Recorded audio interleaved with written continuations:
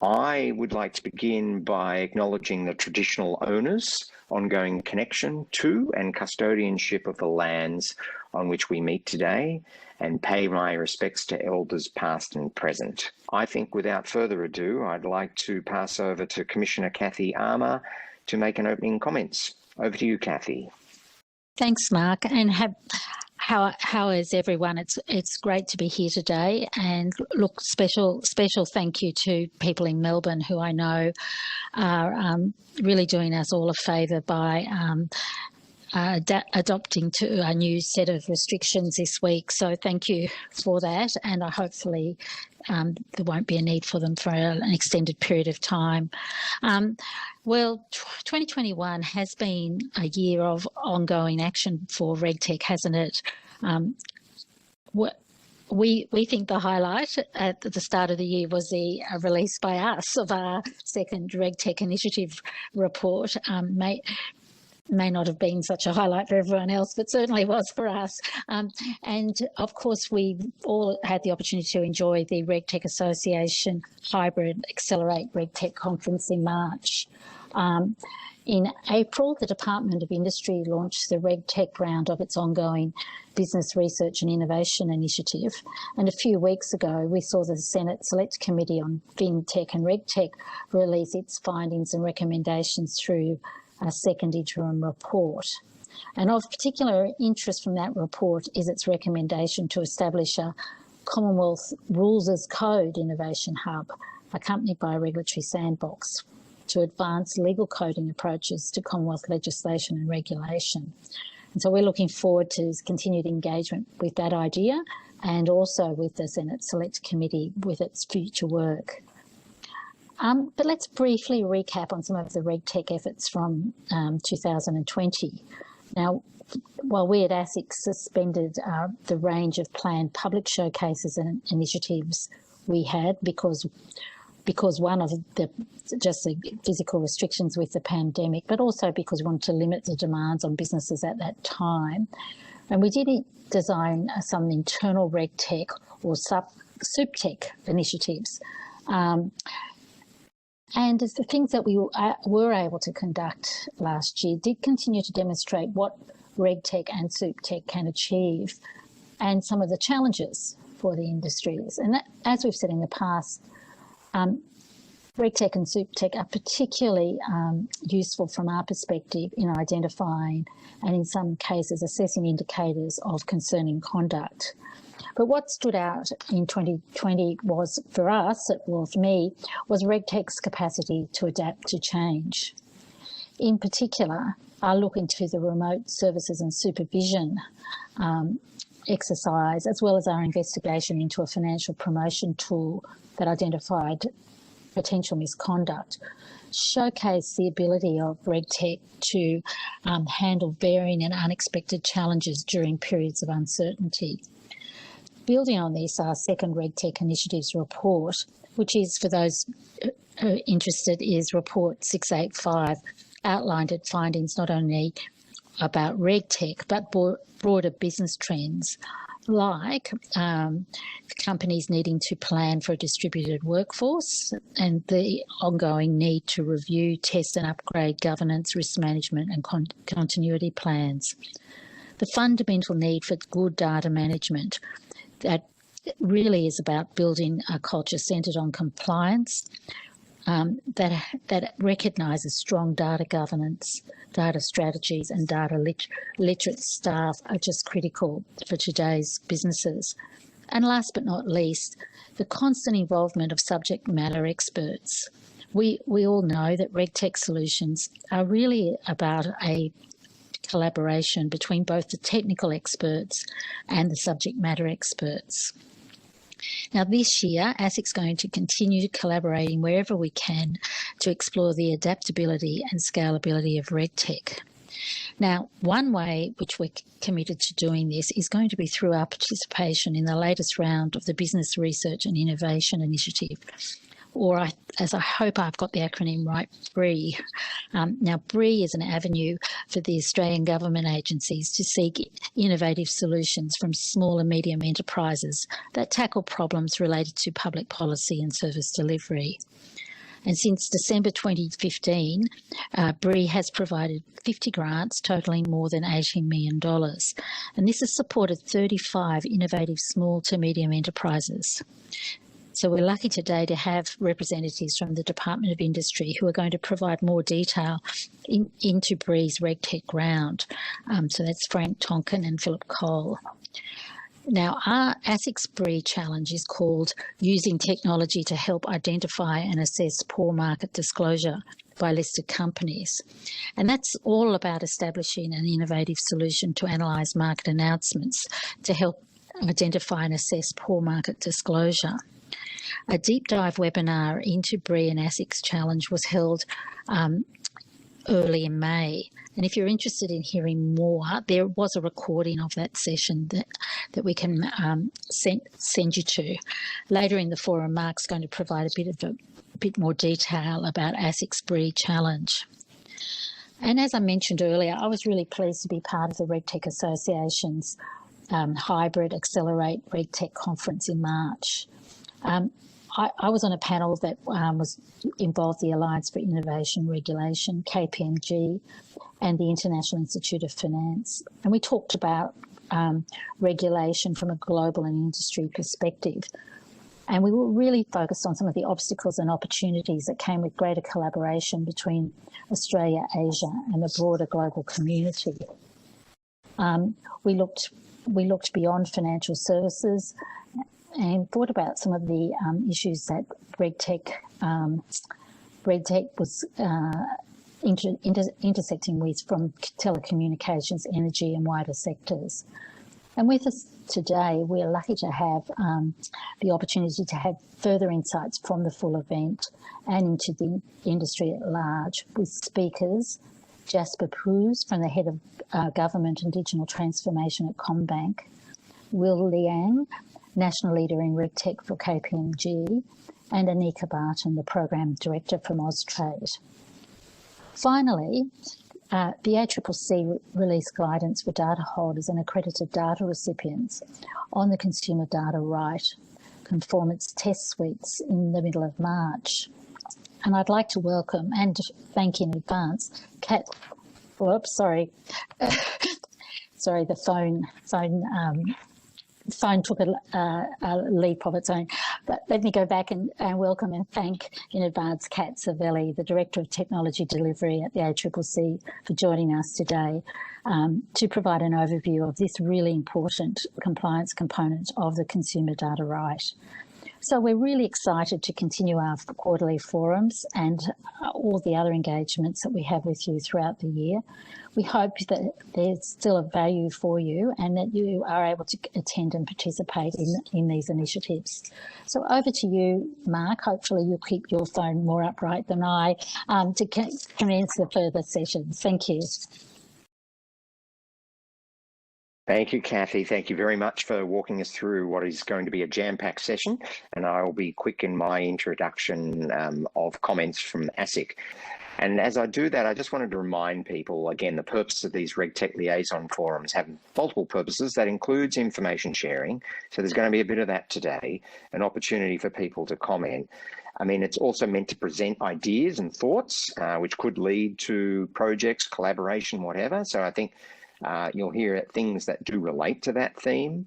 There's probably less network occurring since we can't get together and interact in that way, but that's still part of the goals of these liaison forums.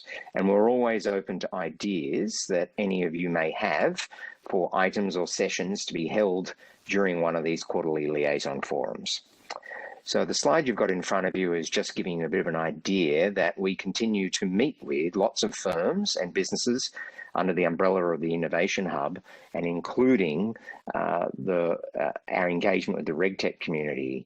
So we still have RegTechs knocking at our door, wanting to chat with us and introduce themselves.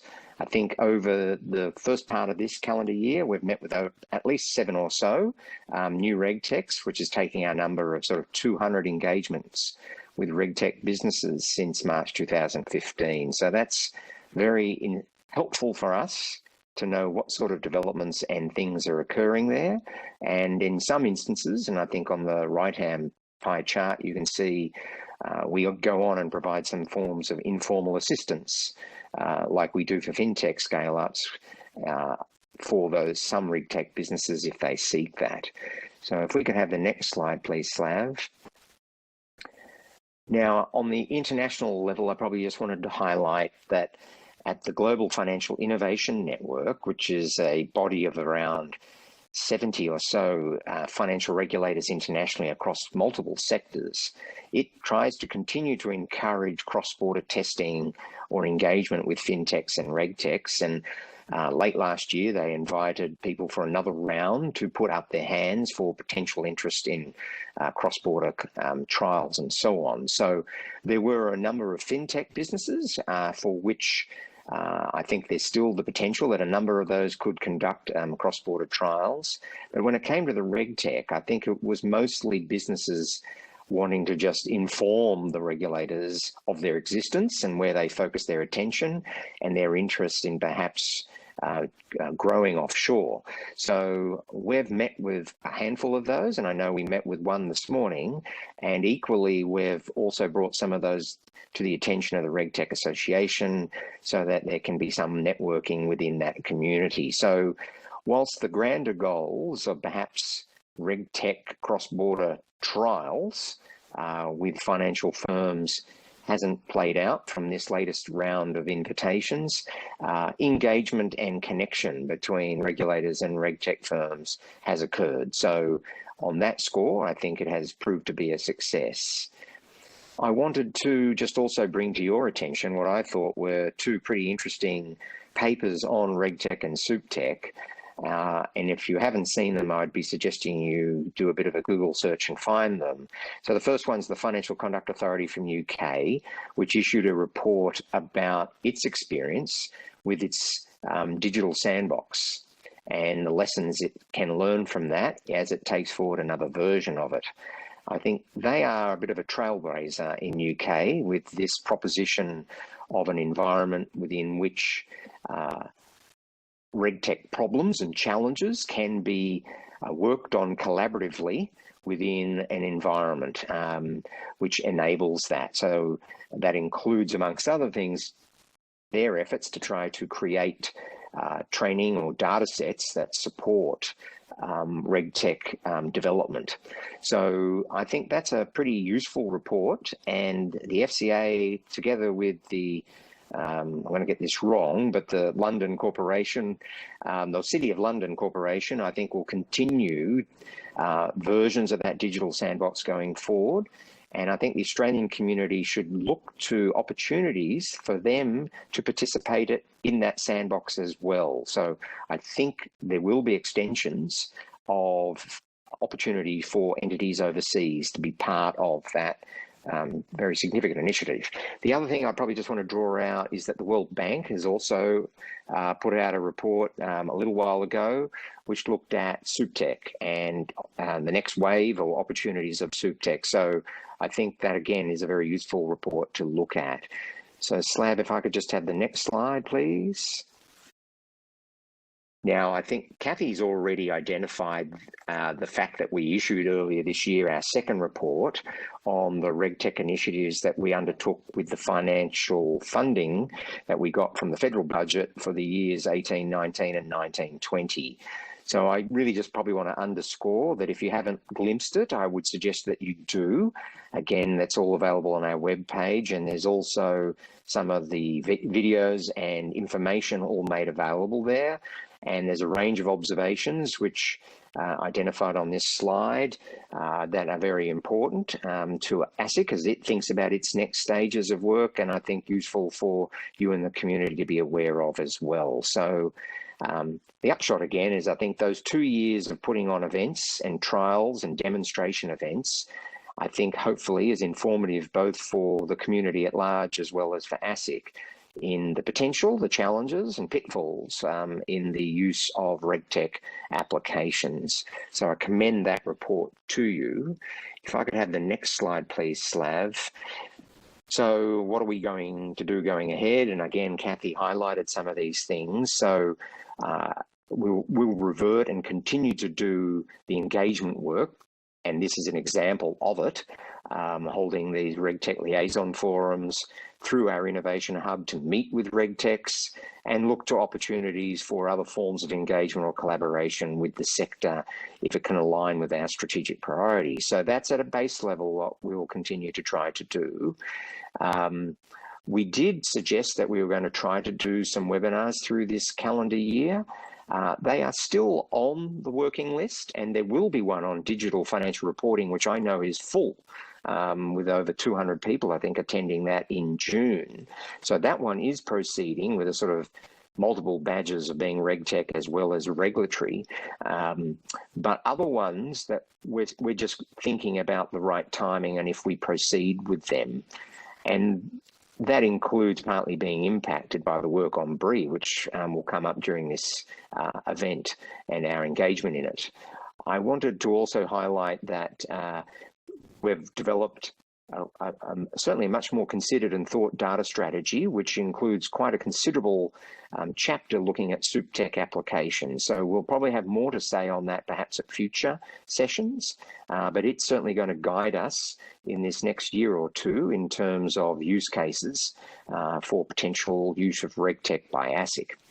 And lastly, I'll highlight and just foreshadow that the BRII that Cathie referred to is very important to us, and it's going to be a significant commitment of resources and really being a use case and test case for potential application of technologies for a supervisory tech challenge, which we hope to be scalable. So I'll have more to say on that after the Department of Industry highlight the BRII initiatives generally.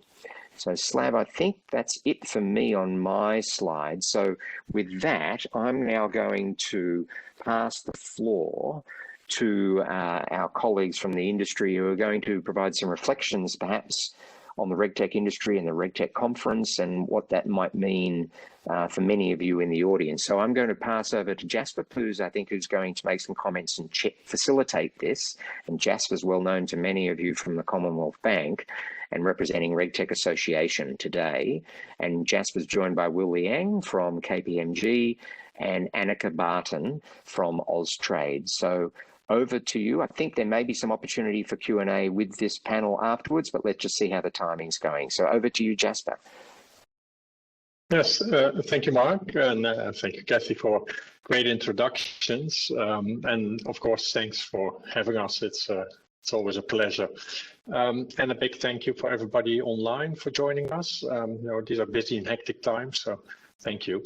I want to just start off on the back of those introductions with a big compliment for ASIC. So one of the reports that wasn't listed on the slides was a report that was just issued a few weeks ago by the City of London, and that had a very specific positive call out for ASIC on the work they've been doing driving the RegTech ecosystem. It also spoke about Australia as a leading example of how a RegTech ecosystem can develop and is growing by close cooperation between government, regulators and industry. So well done. Something to be proud of. I will spend about 10 minutes just reflecting on the Accelerate event we recently had, and then talk about some of the highlights and the themes, and then turn it over to the panel, to Will and Annika, and I'll pose some questions to them, and hopefully we'll have some time for Q&A. So, reflecting on the Accelerate event we had. So there's a story behind Australia's world-leading COVID response. It doesn't have to do with vaccinations or masks, but it's a tale of Australia tech, and more specifically RegTech. So this year's event highlighted the potential of Australia's impressive RegTech sector and its leading role in addressing a broad scope of very important local and global issues, ranging from access to financial services to a global health crisis.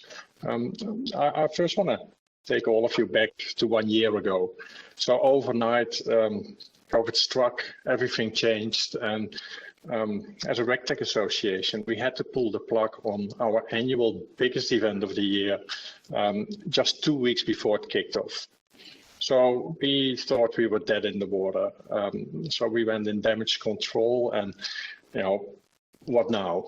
So we reached out to some of our most trusted members and some of our sponsors who stood by us. And we sat down to imagine our way forward. And this year's global event was the outcome. So, and that's also where the tagline came from, reimagine, from full stop to the future.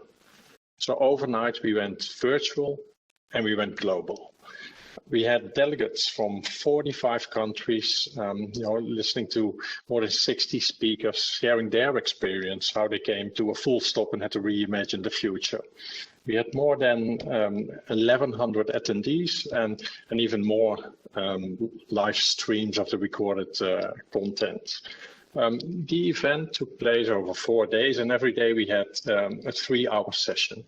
And that contained Kickstarters, keynote speakers, we had panels, and we had also had member-only masterclasses to bring some of these challenges to life. And we had an amazing lineup of rock stars on the virtual podium. Just to name a few, we had Minister Jane Hume kicking off the event. We had the Minister of Trade, Tourism and Investment, several global regulators, including Cathie and Mark.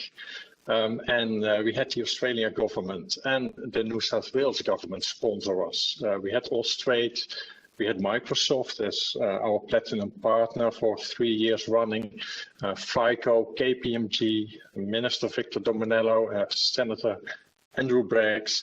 So very pleased with that, and especially close to my heart, we also had CBA sponsor one of the streams and hosting the Pitch Fest. So the 3 themes that really emerged from the conversations, over those days during those workshops were people, the innovation and regulations, and just the acceleration of adoption of RegTech. And just to touch on every one of those. So first, when we talk about the people, so RegTech is powered by technology, but the event confirmed again that its purpose really sits at the intersection of people, innovation, and the world. We spoke about the impact of automation on jobs, combating the rise of financial crime, and building trust in big data. And these are all issues that RegTech is engaging in this 4th industrial revolution. The speed of technology change is just accelerating, and innovation is shifting decision-making to algorithms, and with that challenging the conventional compliance models of governments and regulators. The other thing that came out is that customer expectations are higher than ever, and the trust in tech and data is weak. So the journey into big data is actually just in its infancy, and so there's still many ethical questions to work through that touch lives. So then this is exactly the nexus where RegTech sits, developing solutions to address a system made up of people, technology, and the environment. And I thought that Genevieve Bell put it really well when she said, when you build a new ecosystem, you build it around people. And the other positive call out I saw was, the call out from Phantom's executive chief, Michael Pittis, who said, automation will create more and more high value jobs. So the second theme that came out was the innovation and regulations. So it is, very obvious that regulators want to engage with RegTechs. And this event is a clear example of this. It recognizes the benefits of testing new tools and solutions, but this work requires public utilities or safe place. And Supnandu Mahatni, and he's the Chief FinTech Officer of MES in Singapore, called out an urgent need for what he calls a high-speed pit stop. So in a high-speed pit stop, what he means with that is a next generation sandpit for facilitating real-time data and trials. And so this is one of the barriers, I think, still existing to put public funds into untested RegTech solutions. So it was good to see that was one of the recommendations that came out of the Senate Select Committee report only a few weeks ago. This would give RegTechs the opportunity to test their solutions, build relationship with public institutions, and refine their products to lay the foundation for future deals. Another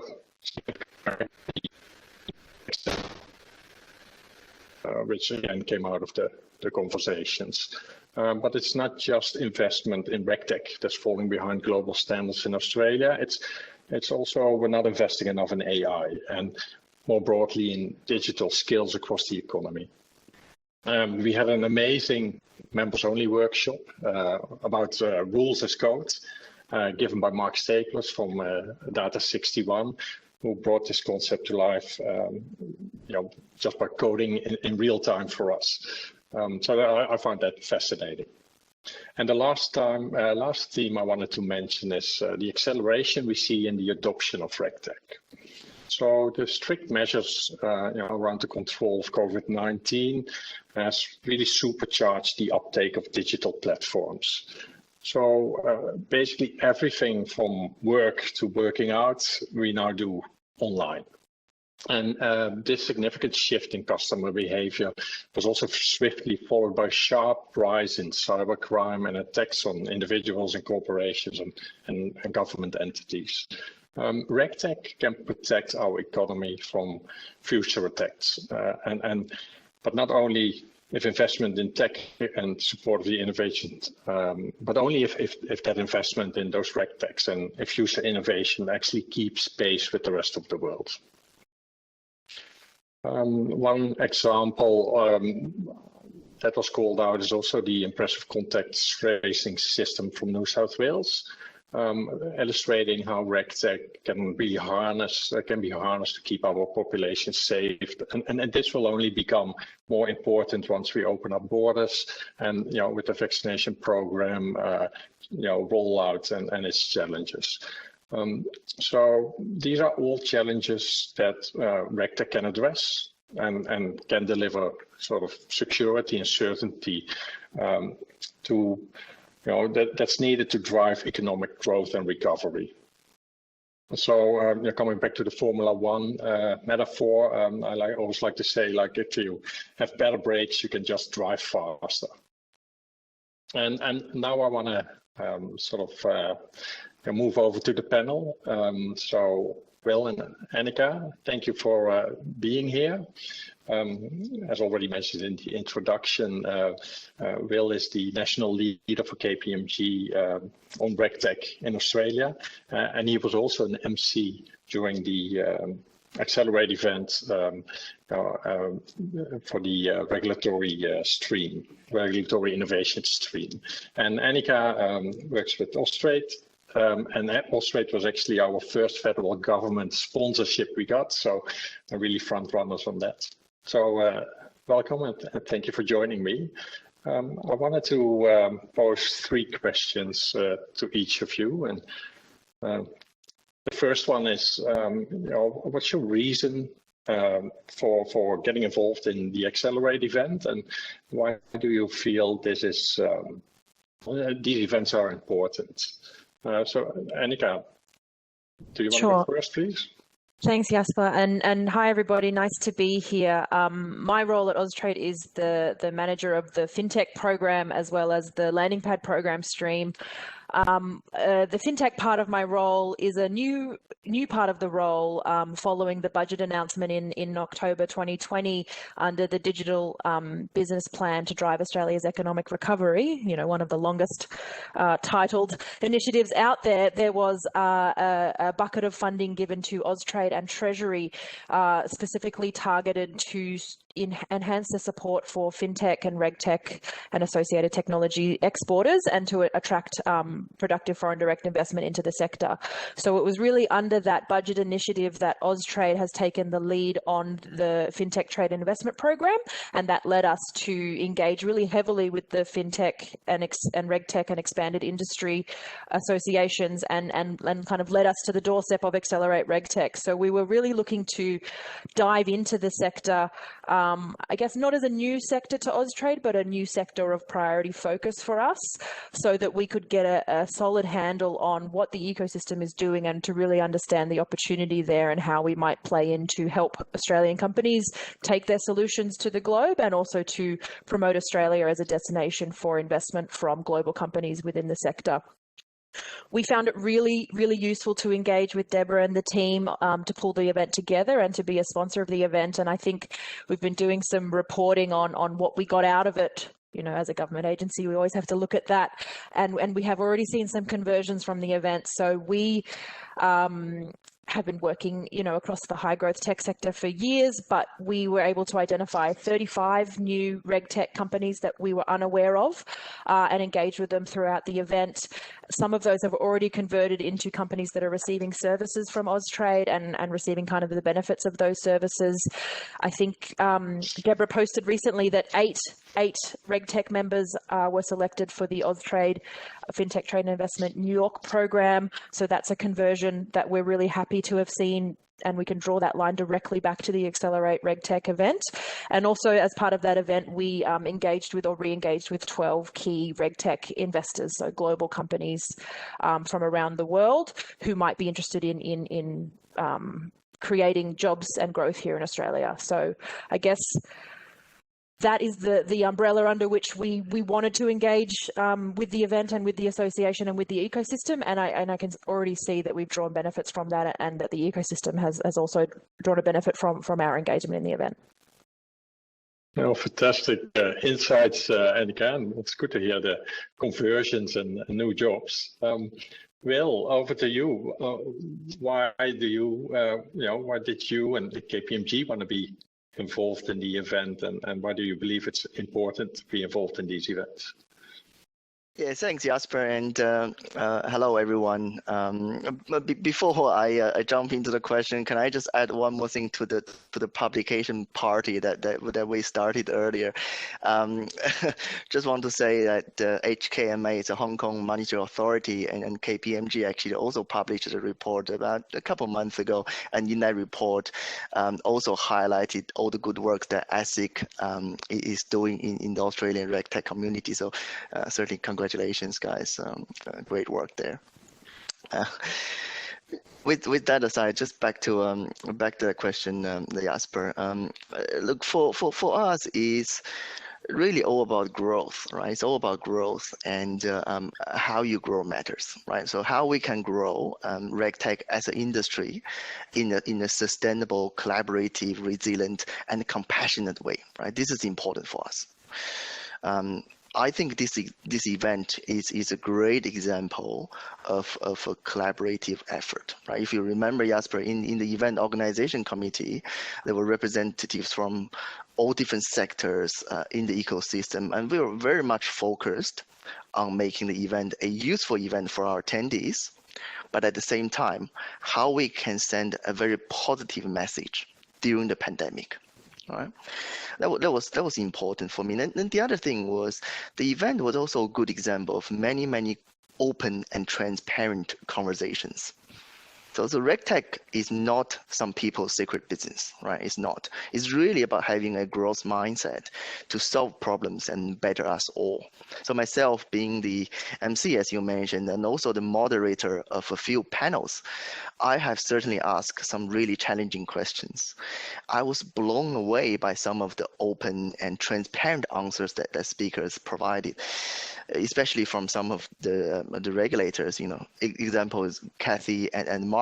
Their answers were amazing, right? And I certainly would not spoil it for you here. So highly recommend people go back, have a look at those recordings, and for those answers if you haven't already. So to close it off, I think the Accelerate RegTech event was certainly a flagship event of the year in the RegTech ecosystem, but at the same time, there's so many other events, right? Such as the RegTech Open for Business events, such as this particular ASIC forum. They all form an important part of the community that enables a sustainable and collaborative growth of the entire system. Oh, fantastic, thanks. There's a clear trend there of growth in your answer. That's good to hear. So I just want to skip to the next question, and this is more getting under the hood. So when the rubber actually hits the road, I'm quite interested to hear some of your experiences or maybe lessons learned from where you've been involved in actually implementing a solution or dealing with complexities of regulatory compliance and your learnings or your experiences around that. Will, would you want to answer that first, please? Thanks, Jasper. That's a great question. When rubber hits road, that's when things get a bit tricky, right? So from my experience, probably two things are really, really important. Number one is about solving the right problem, right? And number two is about solving the problem right.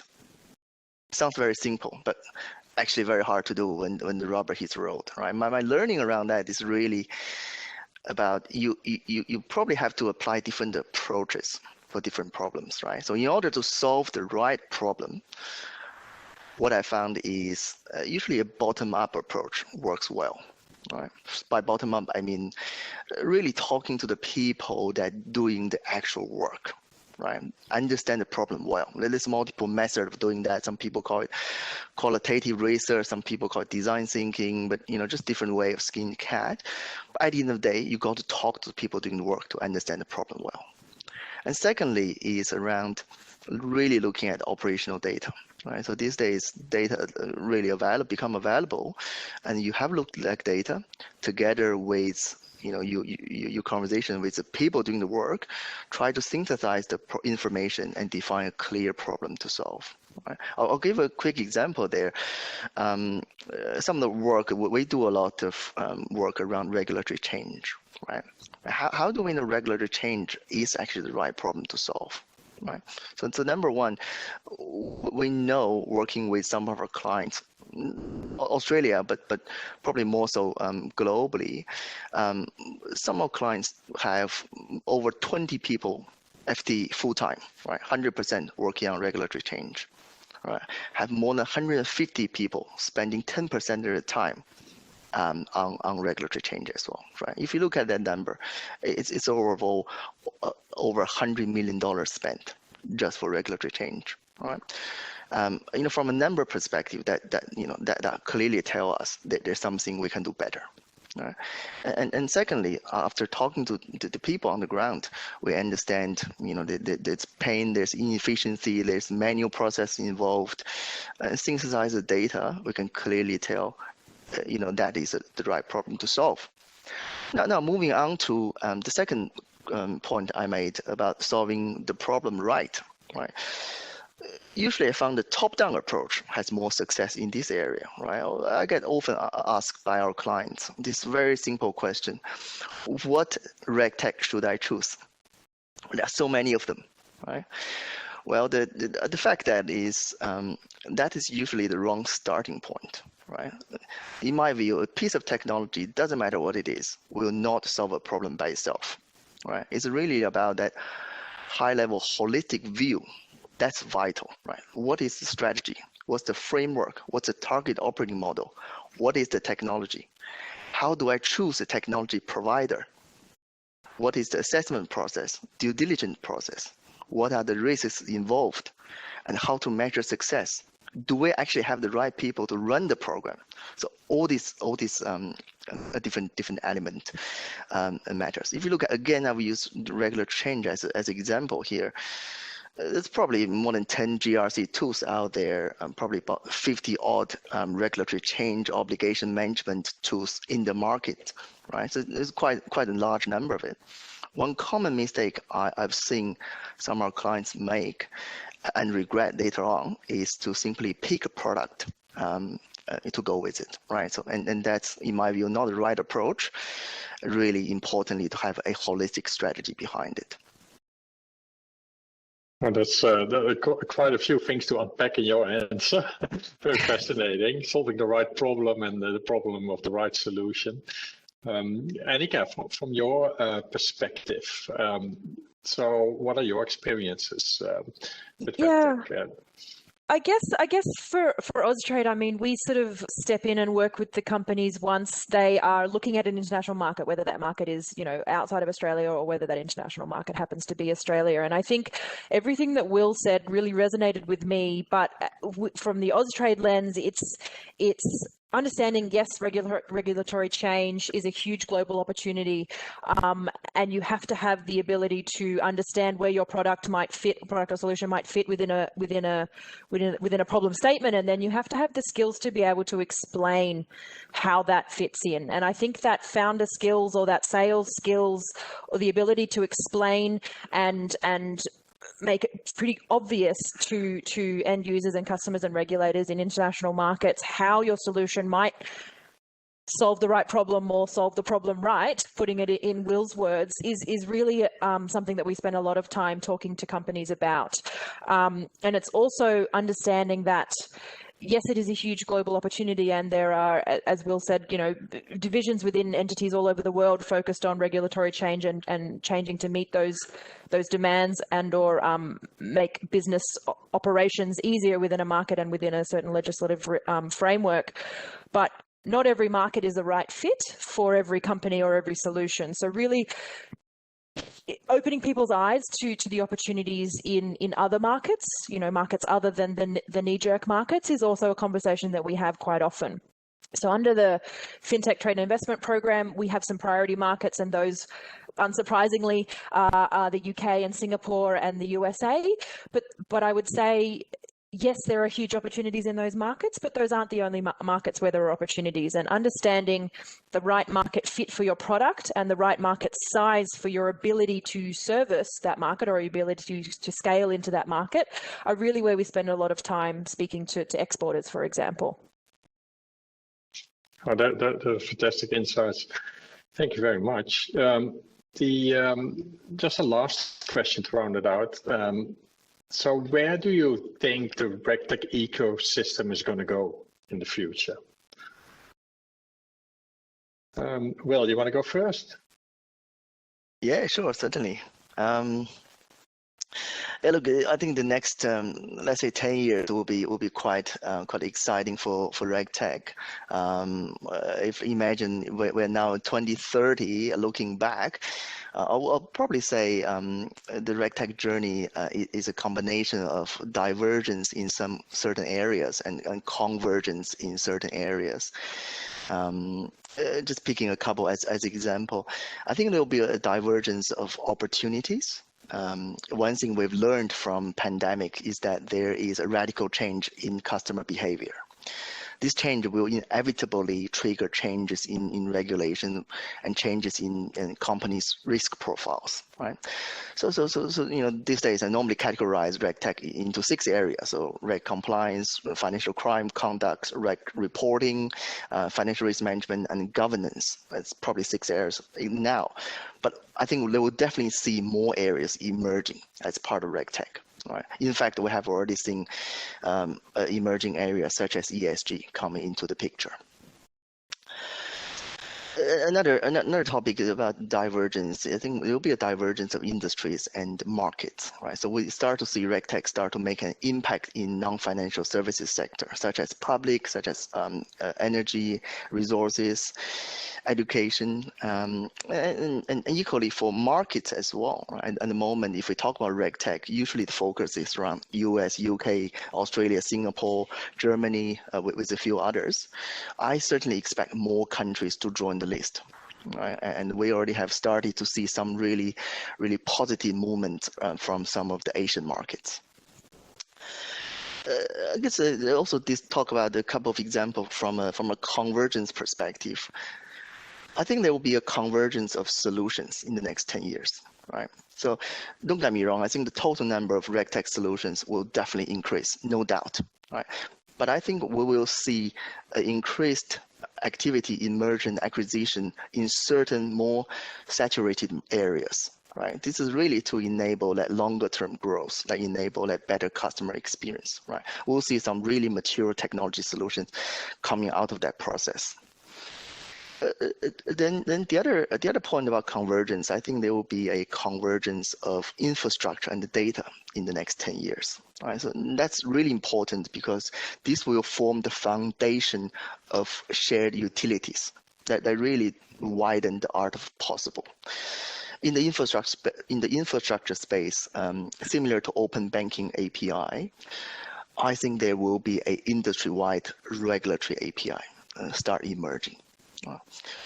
And similarly in the data space, I think the latest development, in particular in cryptography technology, in encryption technology, will really enable that convergence of data in an anonymized way to enable really powerful machine learning models to be built and shared across the industry. Probably don't have time to talk a lot about this, but just to close it off, I think the future is very positive. I certainly believe so, and we'll see very good growth in RegTech. But just quickly back to my earlier point, right?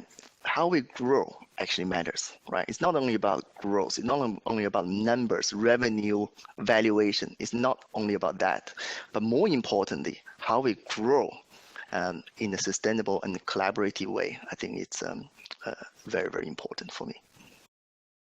Thanks, Will. Yeah, we grow together, I would say. Annika, your future view for RegTech. Yeah, look, I think I agree with everything that Will has just said, and I liked the way that you put it with convergence and divergence. And I guess I would maybe just add some sprinkles on top of what you said. I noticed on some of your slides, Mark, that you had highlighted natural language processing as a couple of areas of upcoming focus for ASIC and for your work over the next 6 months.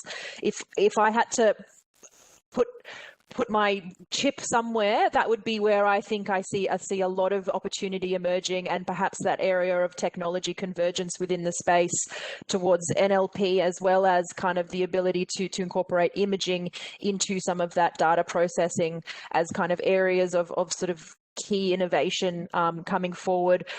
Will, I had a conversation earlier today with someone about ESG and the importance, particularly in Europe, for that as a focus for the regulatory industry. And I think that will trickle from Europe to Australia rather than the other way around. And I think companies here should be aware of the importance of that focus if they're looking to take their solutions in global markets, as well as the opportunity that represents for companies here with solutions.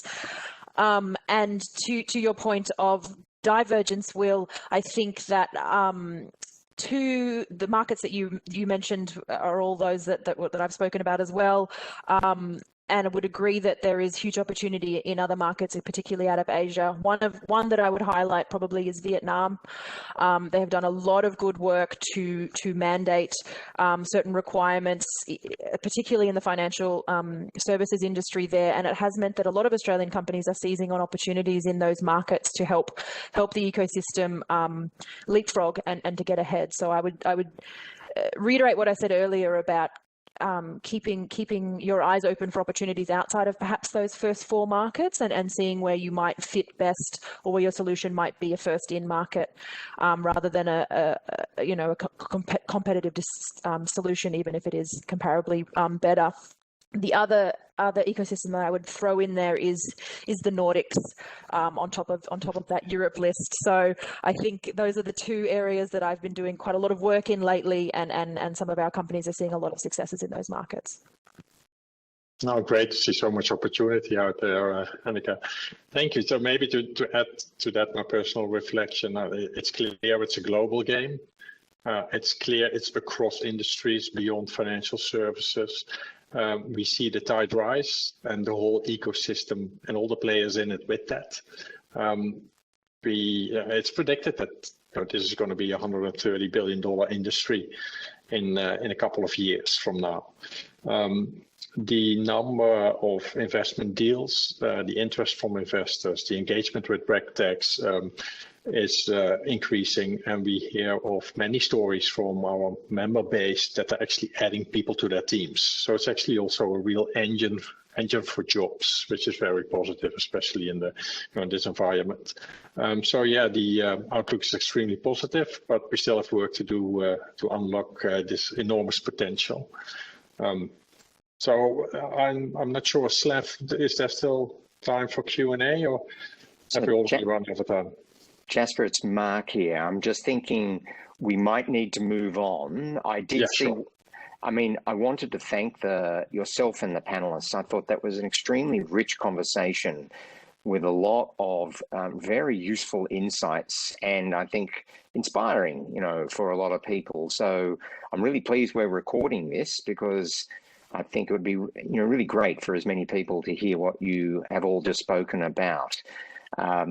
There was one query that came in during, and I was able to see it on my phone, I think from John McAllister, I think was emphasizing partly the point about, well, if people have been able to generate applications to deal with the problems and provide a right solution, how does everyone know about it?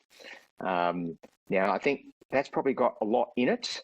And, I think opportunities like this and opportunities through the RegTech Association, where there can be, picking up on one of the comments about transparency and opportunities for people to showcase and talk. So I think that would be my observation to John's comment. And obviously AusTrade have your interest too in understanding about entities and players and opportunities that may apply to them. So John, hopefully there's some observations for you.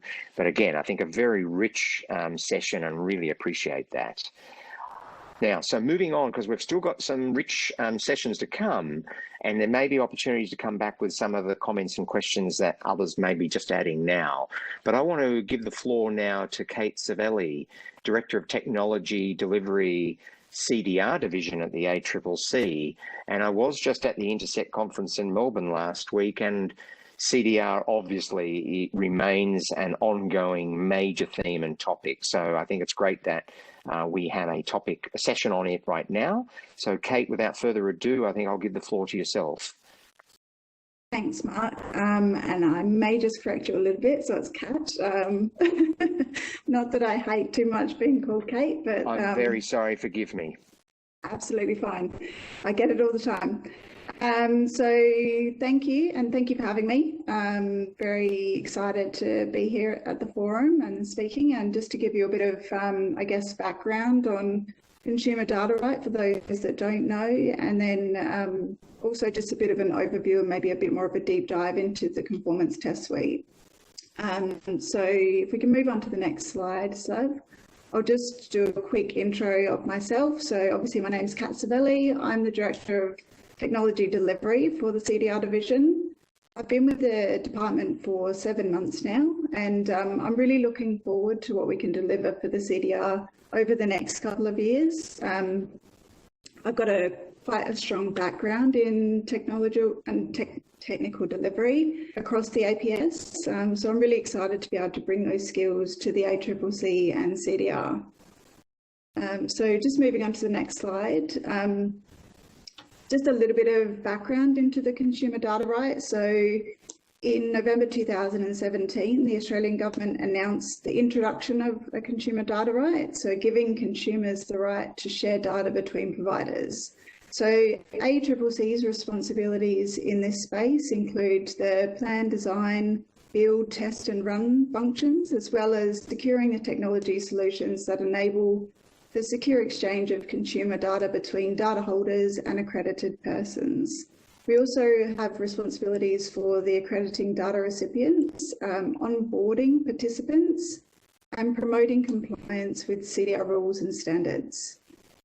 So we've obviously been introduced into the banking sector first, and very soon we'll be looking at the energy sector. So just moving on to the next slide, we've got an overview here of the actual ecosystem. So the diagram itself shows the initial setup of participants in the ecosystem to establish a value proposition to consumers and compliance with consumer data standards. So the first step is registration. So a data holder must undertake the registration process in order to establish their entity into the ecosystem. This then enables a primary business contact, authorised business unit, user and primary IT contact to be associated to the registration. The pathway reflects communication between each data holder and the Registry and Accreditation Application Platform, also known as the RAP, which is managed by the ACCC. Step 2 is the Conformance Test Suite to confirm registration. So once the data holder has completed the initial registration process, technical conformance testing can commence to assure their communications with the accredited data recipients meet consumer data standards. So this includes information security, authenticating consumers, establishing and withdrawing authorizations. Step 3 is accreditation. So a data recipient must undertake the accreditation process in order to establish their entity into the ecosystem. This then enables those same business and primary IT contacts to be associated to their accreditation.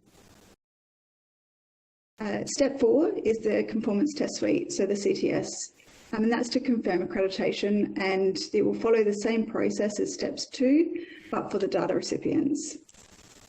Step 5 is where we update the register. So once the technical conformance has been completed and the registrar is satisfied communication between data holders and data recipients meet the standards, the register is updated with details of the data holder or accredited data recipient to make them publicly available. And then step 6 is the search for the participating data holders and accredited data recipients.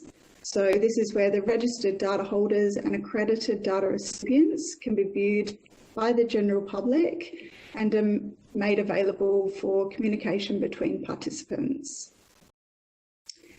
So moving on to the next slide, we have a look further into the Conformance Test Suite. So the Conformance Test Suite, or what's commonly referred to as the CTS, has been built to mitigate critical points of failure, giving the ACCC confidence that a participant can enter the ecosystem without disruption and providing reassurance to the participants that their solution will operate within the CDR ecosystem. So the CTS has 2 suites, one for the data holder and one for the data recipients. The tests provide a simulated data holder or a simulated data recipient, as well as the mock register to support the test scenarios. So testing occurs in isolation against simulated participants, including the register, so as to not interfere with live consumer data. In the next slide, we look at the actual intent of the CTS. So the intent of the CTS is to provide a scalable tool to support the growing number of participants while remaining industry agnostic. So the CTS will provide the ACCC with confidence that new participants can participate in the ecosystem, can communicate with the register, and are capable of conforming to a defined set of consumer data standards. So, and also importantly, can considerably reduce the likelihood of causing disruption when a participant enters the production environment. The CTS itself was designed to test integral components of the participant solution, including establishing trust, information security profile, consent from a consumer, and withdrawal of consent by a consumer.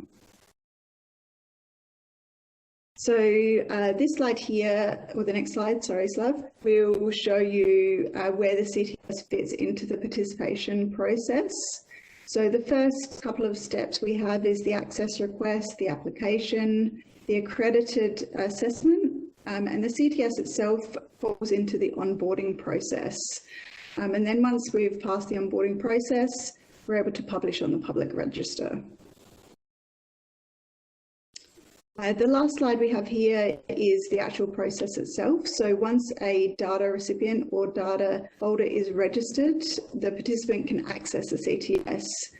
And those processes, the steps involved include the first one being enrolment. So this is where the technical details are provided, the test scope to be confirmed based on a use case, and the issue of test certificates. We then have the test run, so where we run the tests, we help remediate any issues where necessary, and then rerun test as required. Then your final step is the reporting, so the test results provided to the ACCC to inform an activation decision by the registrar. So that's the overview of the CTS. I do have some links here for further information. So if the slide pack is going out, feel free to jump in. And then, of course, open to any questions either here or later in the session, or if you wish to reach out to me, that's also fine. Thank you very much, Kat. I wanted to thank you for that presentation, and it's really interesting to hear about I suppose, the provision of a testing suite or an environment and an agency being involved in that, and I know working with Data 61. So that connects, I think, with comments that were made earlier about design environments and their role to support, I suppose, service providers and solution providers. So I think your session resonates with that theme. Now, I was just checking Slab. I haven't seen any queries come in on this presentation, but there's still room if there's someone wants to just shoot in a query just now. But Kat, if I could ask you this question, you say you've been 7 months at ACCC, any observations just on the challenges of maintaining this suite, or the establishment and the maintaining of this suite to perform its function as part of this, its role in providing assurance for those who get accredited? Any observations on that? Sure. So look, it is quite challenging, especially at the moment. We do have quite a number of participants that need to come through the CTS. So we need to, help those participants through, but also make sure that ACCC, play their role in being the registrar as well. So it's a fine balance, and I think that with the data standards themselves, making sure that everyone is building as they should be, but with the standards not being, quite specific to everyone building exactly the same way. That's our biggest challenge at the moment. So making sure that, where we have just a set, we don't have a testing suite that tests, say, a whole solution for a bank. So we have a test suite that focuses on a number of use cases. So it's the challenge of making sure that those participants are aware that it's those use cases that they need to use the CTS for, and not testing against their whole product.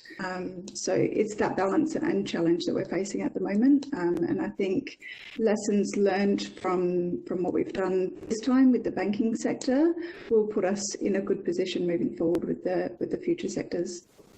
Well, thank you. I think they're really interesting observations about just making it work, and the transparency about what it is and what it isn't, and the levels of interest in handling the number of entities.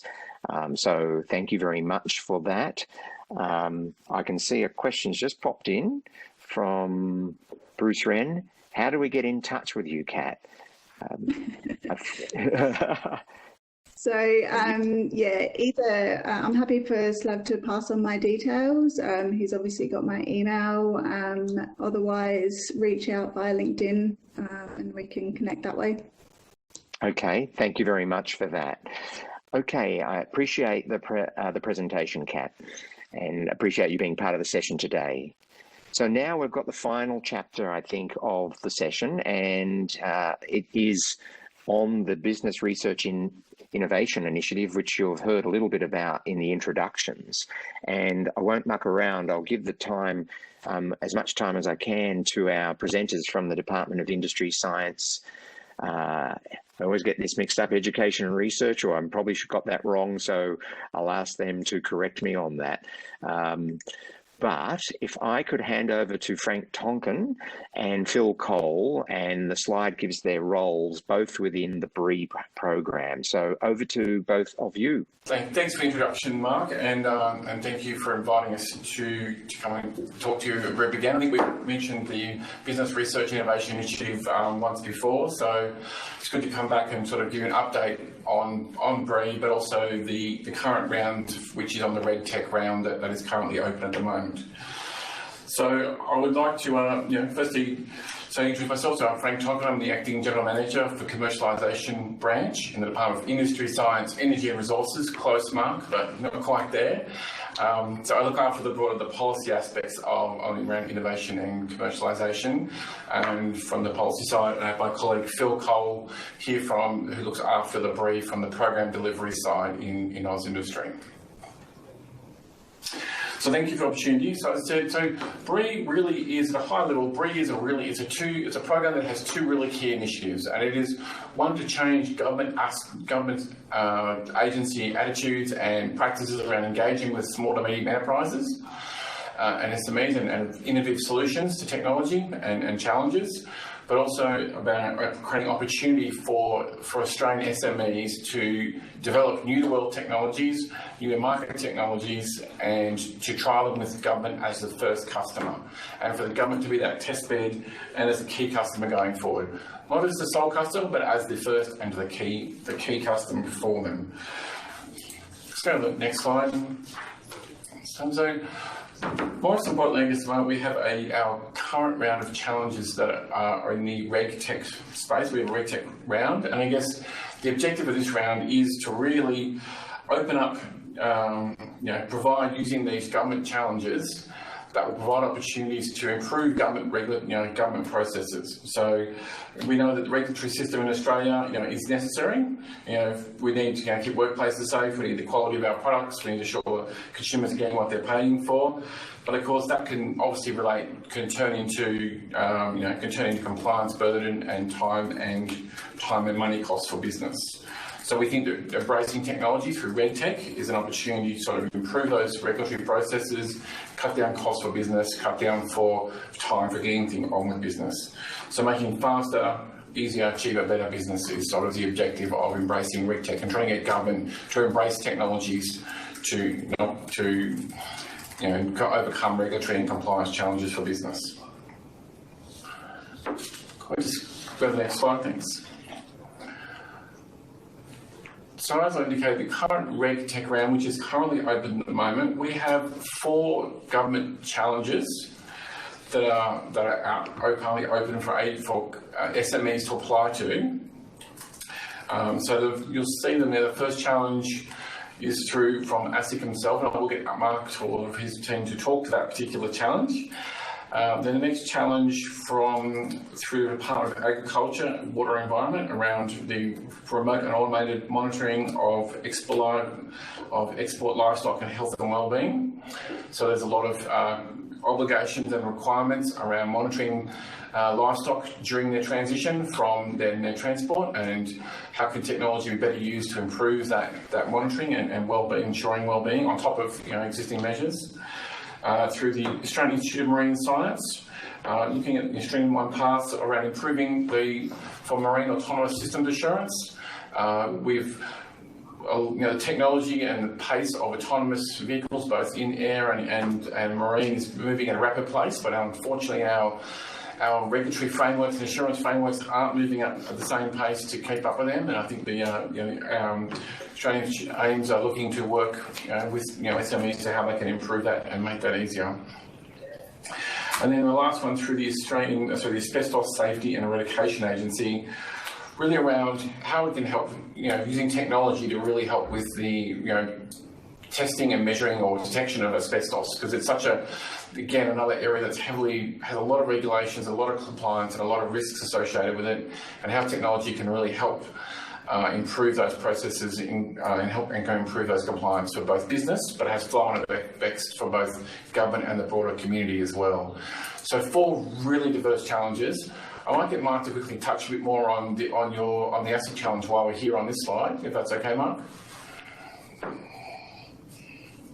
Sorry, I've got a few slides at the end, so I wondered whether I piggyback, I'll skip your presentation. No dramas at all. We'll continue on then.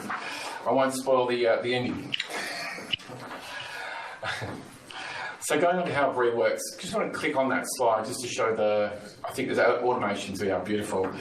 So how BRII works in a kind of nutshell is the agencies have put out these challenges, and this is essentially where the governments have identified an area where there isn't currently a solution available, And we're putting this challenge out to provide an opportunity not to solve this government problems, this problem for government, but also create an opportunity for an SME to commercialise that technology and maybe sell it to other markets as well. So this isn't just about selling to our government, this is about creating an opportunity to leverage that into new markets as well. So we've put those challenges out, that's the phase we're at now. We're calling for SMEs to apply, to propose their solution, and that really is proposing to do a feasibility study, which is a short 3-month feasibility study on how you would address one of those 4 challenges that are currently out there. Those applications are assessed and competitively ranked, and they're competing for feasibility, up to 5 feasibility grants per challenge of around $100,000.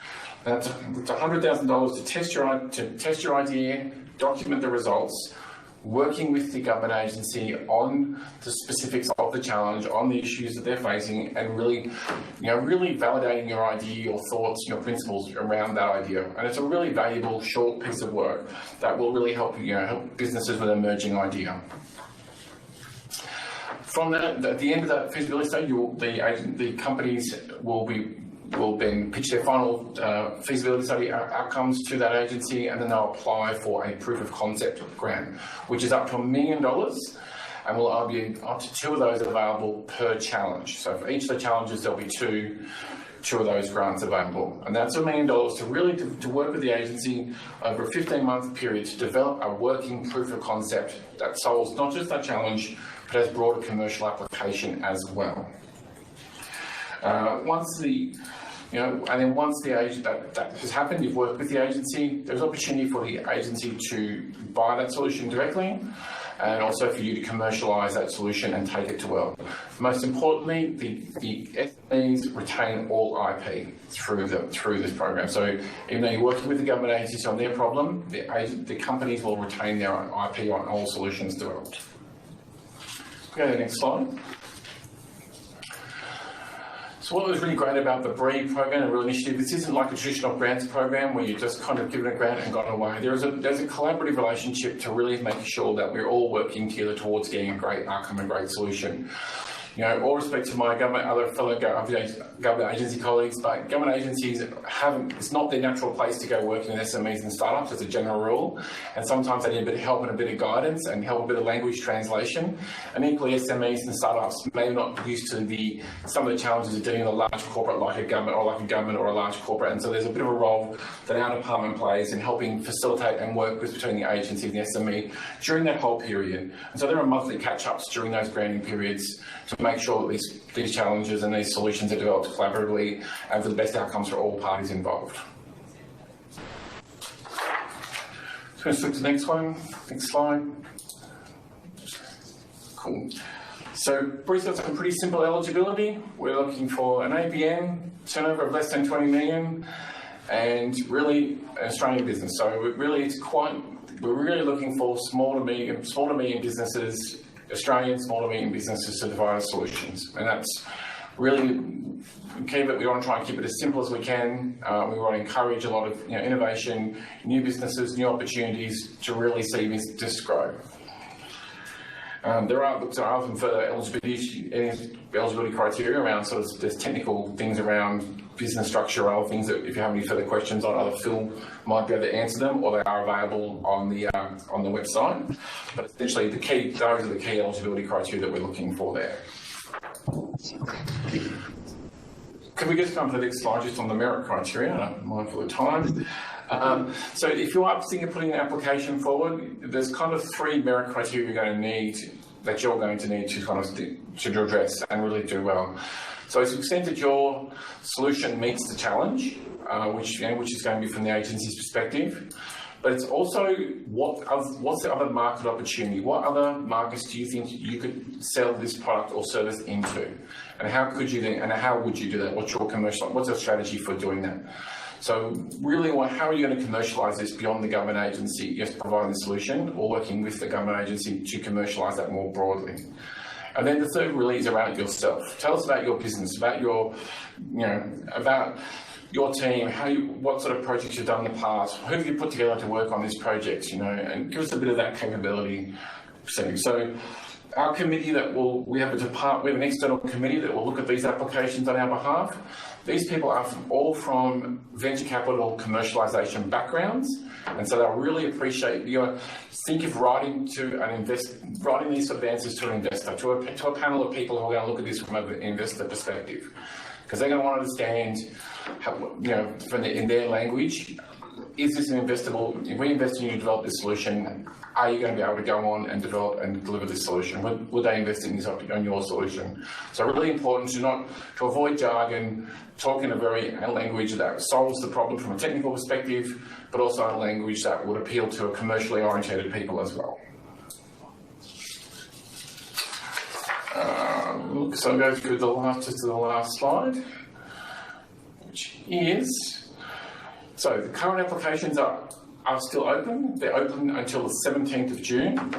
There is information available about each of the challenges on our website. There were some webinars that were run earlier during the process. All those webinars are available on that website for you to download and watch at any stage. If you have any questions about anything or any of the challenges, feel free to shoot either through email or call the hotline number there, and we'll make sure we get someone to give you some answers. Phil, do you have anything else you want to do today? Not really. I'm just available if anyone's got any questions about the program. Myself or Frank will try and answer it.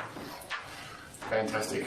I'm mindful of leaving you a bit of room there to talk about your challenge, because I think some of your people on the forum will be interested in hearing about your challenge specifically. Sure, and thank you, Frank, and thank you, Phil. I just wondered maybe if I carry on, briefly go through my quick slides, I'll be brief, and then open up the floor if anyone's got questions more generally about BRII and or the ASIC challenge. I've seen someone's already just put in a question about the timing. That questioner is absolutely right. The timing has been extended to 17 June, and I think that's wonderful news. So I think what Frank has described about these 4 problems touching RegTech across all sorts of sectors, and that opportunity is there still for people to think about it and put their applications in. And that invitation to contact the BRII team, if there's any queries, I think is, I know from experience that they're generally open to queries coming in and trying to deal with them as quickly as they can. So I encourage all the audience to think about that.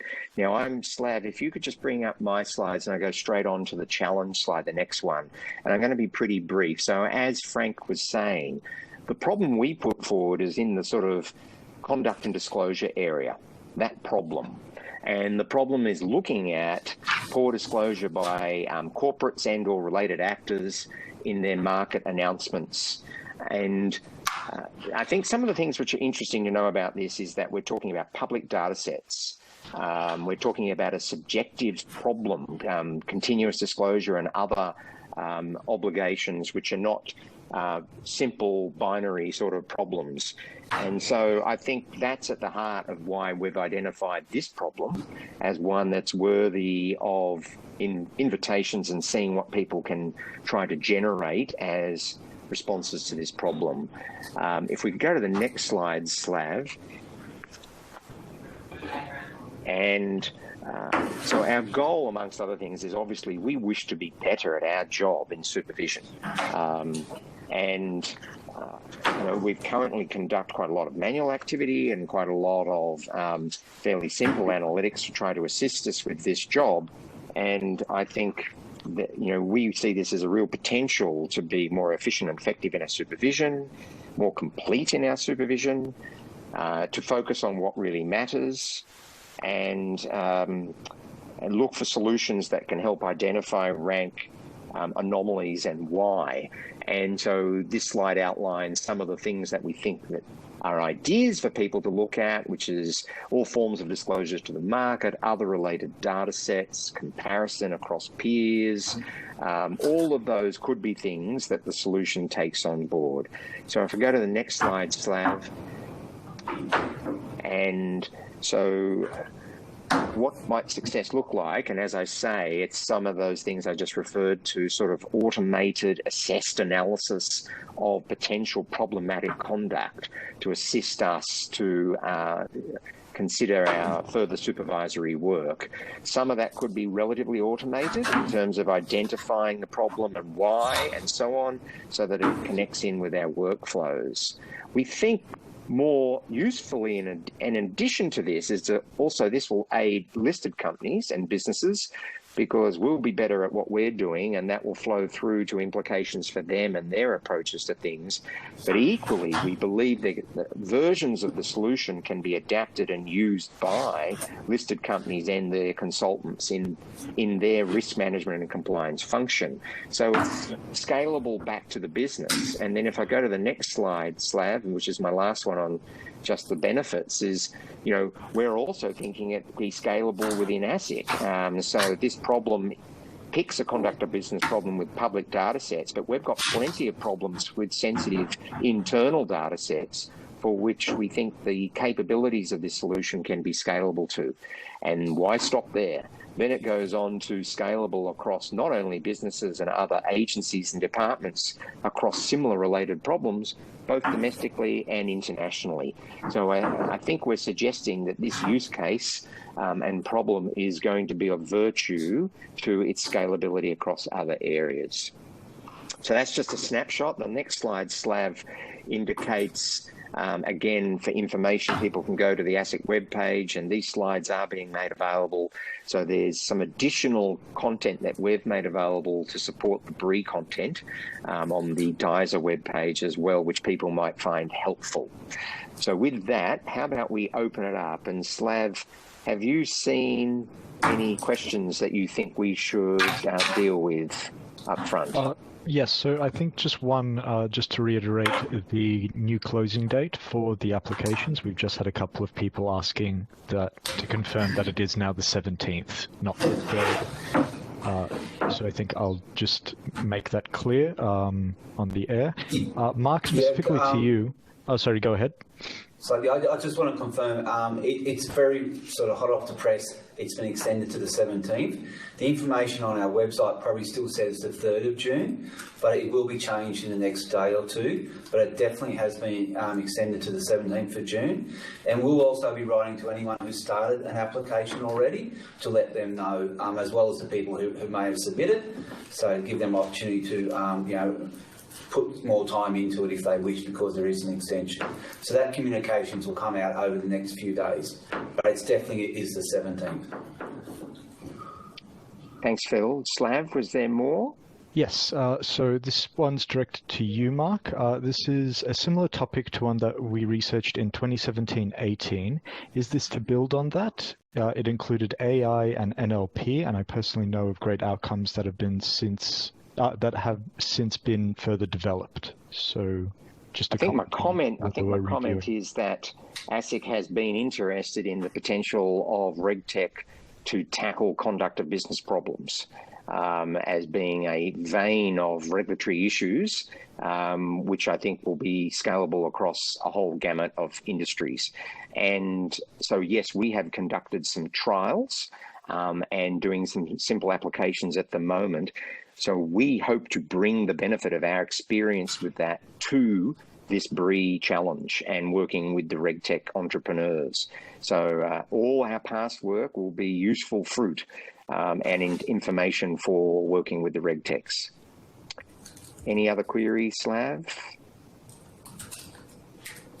Just checking, I think that was the main one that has come through. We might just allow maybe a couple more minutes for any final questions to come through. Well, whilst that's going on, Slav, maybe I'll just give the floor back to DISA if Frank or Phil wanted to make any last comments. No, look, at this stage, again, thank you for the opportunity, and I guess I encourage your members, the participants, just to kind of, if it may not be you who has the solution, but, you know, people you know and other things, this is really a great opportunity from not just the grant funding, because it's unmatched funding, so it's unmatched grant funding. You retain the IP and an opportunity to work with a customer to really validate and test your ideas. I don't think there are many other programs out there that give this kind of opportunity. And I really, I hope that we get to see, great, and solving these solutions will not just be great for your business, but great for the country, and we'll see real benefits from them. So, just encourage everyone to share broadly with your networks if you're not applying yourself. Thank you, Phil. And I think the only other comment I'd probably just make, and I think we need to chat more with DISA about what is permissible, is that through this journey on this challenge, and perhaps the others would really welcome the opportunity to be able to be transparent to some degree about the experience and how it's progressing, and then also what happens at the end. So, i.e. to play back experience and learnings to the wider sector. So I think we'll look to every opportunity to try to do that.